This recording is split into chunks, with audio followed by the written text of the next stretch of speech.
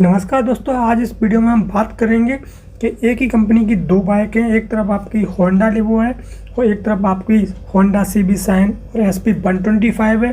लेकिन जहां CB shine और एसपी 125 सेल्स के रिकॉर्ड तोड़ती हैं, वहीं होंडा लिवो जो है वो मार्केट में कम बिकती है, यानी कि उसकी जो सेल्स है वो बहुत कम देखने को मिलती है।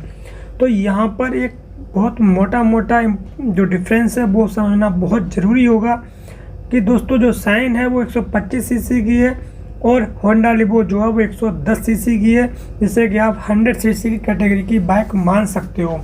तो कहीं ना कहीं कस्टमर को लगता है कि 110 सीसी में आप देखोगे कि बहुत सारी और बाइक्स अवेलेबल हैं और 110 सीसी या 100 सीसी की बाइक लेने वाला बंदा जो है उसको एक हल्की सी बाइक चाहिए और माइलेज चाहिए। लेकिन लिवो में वो माइलेज देखने को नहीं मिलता है और वो बाइक जो है वो थोड़ा सा बल्की लगती है, स्पोर्टी लुक लगता है, स्टाइलिश लगती है। लेकिन 100 सीसी वाले बंदे को परफॉर्मेंस चाहिए, माइलेज चाहिए, उसको लुक वगैरह पर इतना ध्यान नहीं देता है।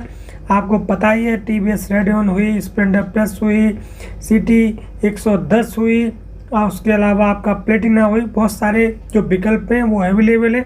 इसीलिए भी होंडा लिवो की तरफ कस्टमर नहीं जाता है।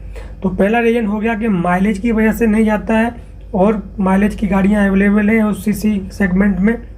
125 सीसी में बात करो तो 125 सीसी में जो सीबी शाइन है वो गाड़ी ना ही ज़्यादा बल्कि है, उसमें जो बिल्ड क्वालिटी है वो बहुत बढ़िया है, उसमें कोई एक्स्ट्रा फाइबर का यूज नहीं किया गया है, जैसा कि आपको देखोगे एसपी में भी यूज किया गया है। तो उसकी वजह से सीबी शाइन जो है 125 सीसी में अच्छी बिक्री करती है। और दोस्तों जैसा कि पता ही आपको, होंडा का रिफाइंड इंजन है, तो 125 सीसी का इंजन जो है वो अच्छा माइलेज देता है। सीबी शाइन जो बिकती है वो अपनी जगह पर बिकती है, लेकिन आप कहोगे कि एसपी 125 क्यों बिकती है, क्योंकि इसमें फाइबर का इस्तेमाल ज़्यादा किया गया है। तो दोस्तों एसपी 125 का बिक्री का ओनली रीजन ये है कि उसमें डिजिटल इंस्ट्रूमेंट कंसोल है और डिजिटल इंस्ट्रूमेंट कंसोल की वजह से उसमें इकोनॉमी मोड के लिए ग्रीन लाइट दे रखी है। तो दोस्तों ग्रीन लाइट का आप यूज करके इकोनॉमी मोड में गाड़ी चलाओगे तो आपकी एसपी 125 बहुत अच्छा माइलेज निकाल के देती है और बहुत ही अच्छा एवरेज देखने को मिलता है। तो उसमें आधुनिक टेक्नोलॉजी यूज की गई है, इसकी वजह से एसपी 125 की बिक्री होती है। दोस्तों लिवो की बात करें तो लिवो की जो पार्ट्स हैं वो पार्ट्स की बिक्री कम होने की वजह से अवेलेबिलिटी भी कम हो जाती है। तो कोई दिक्कत होती है बाइक में तो उसके पार्ट्स को मिलने में टाइम लग जाता है, यानी कि 15-20 दिन या 1 महीना भी लग सकता है, क्योंकि जाहिर सी बात है जो गाड़ी ज़्यादा बिक्री होती है उसके वेंडर्स ज़्यादा होते हैं और उसके पार्ट्स की अवेलेबिलिटी आसानी से हो जाती है।